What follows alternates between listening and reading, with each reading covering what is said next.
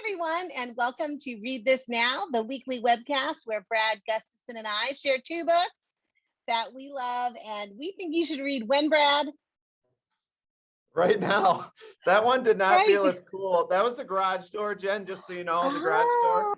Well, here, let me hit my garage door opener so you can do it again, okay? Like, let me hit that garage door opener. Right now. I like it. See, that felt cooler. Everything you touch, it doesn't turn to gold, but the cool factor goes up. So thank you for saving that one. It's only together. Once we activate our Wonder Twin powers, that's when the magic happens. Yes. And I think the answer you were looking for is the books we share, you really should read right now. So that's exactly right. Speaking of right now, why don't you jump right in and tell us what you've been reading this week, Brad? Probably a good idea. Oh my goodness. Jen and I were connecting pre-show as we always do. And I said, I'll be interested to hear what I have to say about this book because I'm not even sure. Like, it's just very powerful and beautiful. Yay. And I still don't know. It's one of those things that just deeply in my soul, I feel this book and I love this book. And it's connected to something that has impacted my and I think a lot of other people's lifetimes in different ways. So I'm talking about 9/11. The book, I'll just share it. It's called Survivor Tree.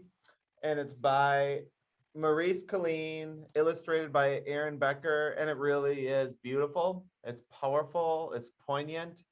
It's the book and the pictures have so much space in it that it allows me almost like I'm going to a real tree. This might sound weird to people, but yeah, and just show up as I needed to process and revisit. And it's not like just once every 20 years we think about this. Like I read, just by coincidence, I have this on my desk, but a few months ago, I think I book talked Ground Zero. And it's just something I think about a lot in different ways. But for the Survivor Tree, I'm just going to share a couple pictures because the pictures and words together are better than anything I could hope to even say or convey.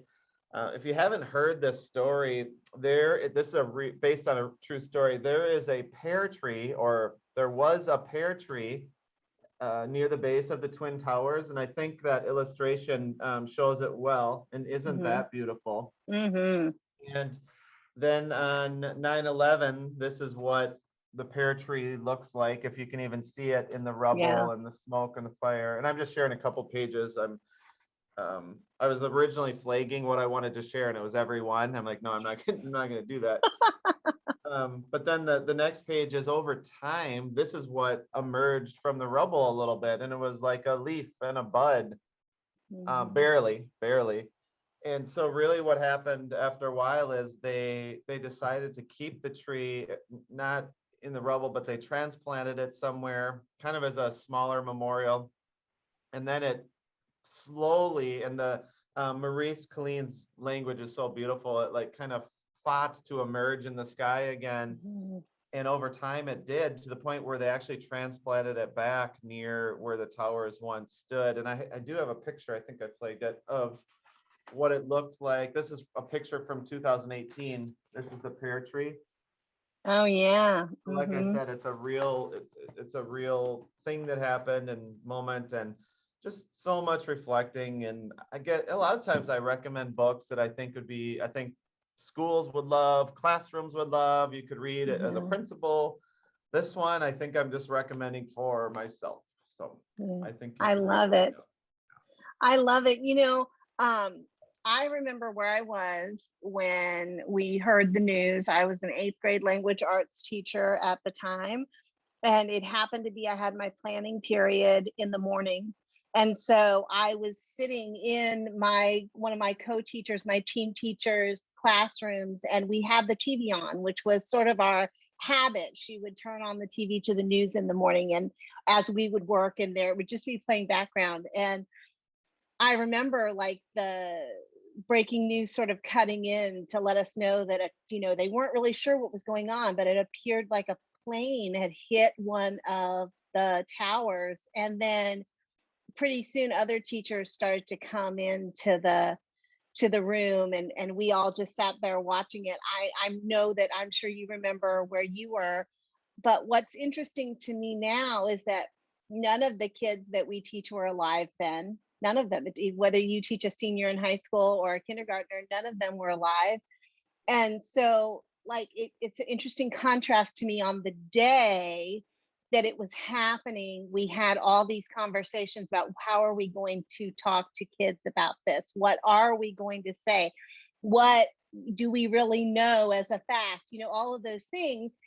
And in some ways, those conversations are still similar, because now, are we going to teach kids about this event? I think a lot of people say yes, but what are we going to tell them? Are we going to just talk about what happened? Are we going to teach some of the lessons that have been learned, the dominoes that fell? In some ways, the questions remain the same. And there's been a number of picture books and other books that have come out around it that I think can be such helpful tools for those conversations. And that one in particular is so beautiful. And a lot of them are just really well done. They're a great scaffold for teachers to help you have those conversations with kids. Yeah, I couldn't say it any better than that, Jen. So I am not trying to rush things. I'm genuinely curious in what you have read and what you're going to share. Okay. Well, because during our pre-show conversation, I teased you and said, "Oh my gosh, the book I'm going to share today is related to what we were talking about," which had to do with gratitude. I'll just say we were kind of talking a little bit about gratitude, and so I have a picture book today as well that I got to have a sneak peek at many months ago, a digital arc. I got to see it. And I've been waiting and waiting and waiting for it to come out. It just came out, I think, about a week ago, waiting to share it because I really wanted to be able to show some of the illustrations. It wasn't enough for me to be able to say, "Hey, here's the cover on my phone. You should put it on your pre-order list." Like, I really needed to be able to share it.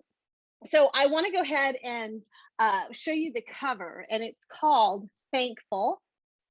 And I'm just going to give you kind of a sneak peek because the cover's a little bit of a preview about what you're going to see inside. It's by Elaine Vickers, and the illustrator is Samantha Cotterill. And I'm going to do what our friend Mr. Shu teaches us to do. Is I'm going to show you the back, first of all, because there's lots of clues back here about what we're going to see. And then I'm going to take off the dust jacket to reveal what is a major clue about what this book is about. Can you see what those are? Oh, yeah. Okay. Yes. All right.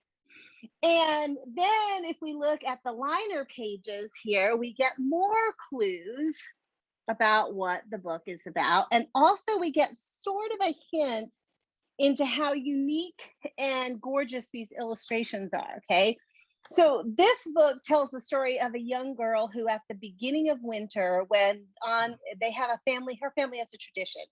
On the night of the first snowfall, they all go to their rooms and begin to record things that they are grateful for on these slips of paper. Now, Brad, this gives me a chance to point out these illustrations. They are all artfully crafted sort of dioramas that have then been photographed. Everything you see in that picture has been built. You have got to be kidding me. That's so cool. When you Isn't showed it the amazing? cover, I could tell it had a neat aesthetic, but that is just wild. Mm-hmm. So Did you know in high school, my middle name was Diorama? Brad Diorama Gustafson. I didn't know that. So I'm going to read this first page, okay, after showing this spread. Every year when the first snow falls, we make thankful chains to last us through December. It's hard to think of all the things to be thankful for in a whole year, so I start right in my own room. And then she begins to list some of the things. And like you, I found myself wanting to flag every single page to show you because the illustrations are so cool, but also because the things she's thankful for, I think are so relatable. Like they're just things that as a kiddo, if you really start to like just list all the things that make you grateful, suddenly that starts to balloon. Like you might think, what do I have to be thankful for? But once you list one, then that dominoes to another and to another, to another, just like these chains, right? But I'm going to show this one. I'll read the spread first and then I'll show it to you. I'm thankful for a friend who waits for me at recess and a teacher who knows when I'm trying my best. And I want you to see, I'm going to actually show this backwards. So on this spread, you can see her hand reaching for letters, right? And then over here, you can see her like what might be at an elementary school table. She's got to pick a sight word. She's been asked to spell it. And it's upside down, but we can see that maybe she's spelling it, the way she hears it as opposed to correct. And, your teacher's heart just absolutely wants to burst when you see these things, right? And then it just goes on as she continues to list and list and list the things that she's grateful for. Look at these gorgeous spreads, Brad.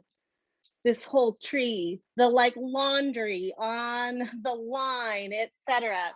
And then it goes on to where I'm going to spoil it. So, but, oh, I got to show this other one too. Look how excited I am Oh to my show goodness. these. I know, right? That's like next level It is. It's diorama. incredible, right? Yes. But then, so I'm going to give you a spoiler for those who are listening. If you don't want a spoiler, then you need to plug your ears right now. But the book ends where she falls asleep. Not you, Brad. I didn't know what the protocol was. I kind of didn't Not want you. to. You unfortunately have to deal with a spoiler. But the book ends where she falls asleep, writing out all of her thankful notes. And her mom comes in the room and hangs the chain all over the room. And it's like she's surrounded by gratitude. It is just so, so gorgeous. And let me just tell you one thing that's going to blow your mind, or at least blows my mind. Our 3.5 viewers might remember months and months ago when I book talked a book called Fade Away, which is a young adult mystery of a basketball star this high school basketball star who goes missing, and everybody was looking for him. That book is by E.B. Vickers. Well, guess who E.B. Vickers is?